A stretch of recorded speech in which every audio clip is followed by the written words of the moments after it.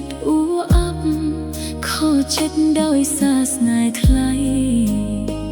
បំផ្លាញចិត្តស្រី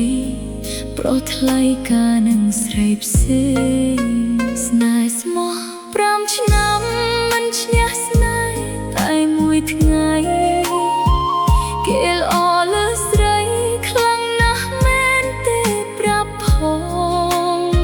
ស្នេហ៍យើងដុនដាបខុសពីគ្រាកន្លងទឹកភ្នែកនួនល្អងហូរដោយសារតែថ្លៃក្បត់គ្មានភក្តីទឹកភ្នែកស្រក់ហូរคล้ายជាសមុទ្រខ្ញុំហែលមិនផុតស្ទើរតែរត់សងខាសឹបសួលអួលអាំងច្រើនលើកច្រើនសា